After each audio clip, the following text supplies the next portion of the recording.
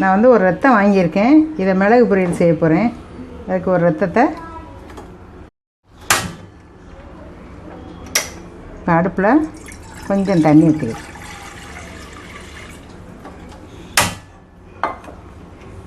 தண்ணி சுட்டுருச்சு.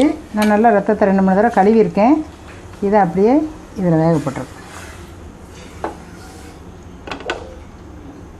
இப்போ இதில் கொஞ்சம் உப்பு போட்டுரும். இப்போ 5 நிமிஷம் ஆயிடுச்சு. நல்லா வெந்துருச்சு. அடுப்பு ஆஃப் பண்ணிடலாம்.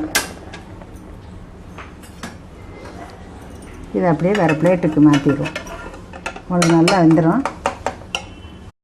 இப்போ நல்லா எடுத்து வேறு பிளேட்டுக்கு மாற்றி கொஞ்சம் ஆற விட்டுருவோம். இப்போ இது நல்லா ஆறிடுச்சு. இப்போ இதை நம்ம பொடிசாக கட் பண்ணிட்டு வந்துடலாம்.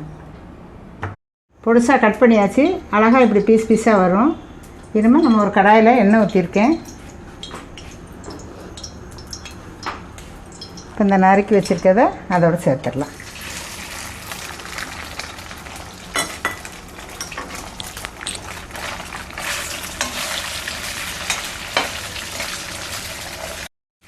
இப்போ வந்து எண்ணெயில் லேசாக வதக்கிட்டேன். இந்த ஸ்டேஜில் இதில் கொஞ்சமாக மஞ்சள்தூள் போட்டுக்கோங்க. கொஞ்சம் மிளகுத்தூள், கொஞ்சம் சீரகத்தூள். இப்போ இதுக்கு தேவையான அளவு ஏற்கனவே உப்பில் தான் வேக வச்சுருக்கோம். இதுலேயும் கொஞ்சம் போட்டுக்குவோம். போட்டு தீயை சிம்மில் வச்சு லைட்டாக கிண்டுங்க. இது ரத்தம் சாப்பிடாதவங்க கூட சாப்பிடுவாங்க. அப்படி செஞ்சால் பிள்ளைங்க அழகாக சாப்பிடும். உடம்புக்கும் நல்லது. 2 நிமிஷம் நல்லா கிண்டியாச்சு. இதோட லைட்டாக கொஞ்சமாக தண்ணி தெளிச்சிருங்க. அப்போ தான் அந்த மசாலா பூரா அதில் பிடிக்கும், நல்லாயிருக்கும். இந்த ஸ்டேஜில் கொஞ்சம் உப்பு பார்த்துக்கோங்க. இப்போ கரெக்டாக இருக்காங்கன்னு கொஞ்சம் அப்படி வேகட்டும். திறந்தே இருக்கட்டும். சிம்மில் வச்சுக்கோங்க.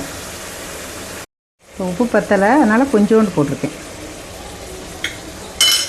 ஏன்னா இந்த தண்ணியோடு வேகும்போது நல்லா உப்பு பிடிச்சி சூப்பராக இருக்கும்.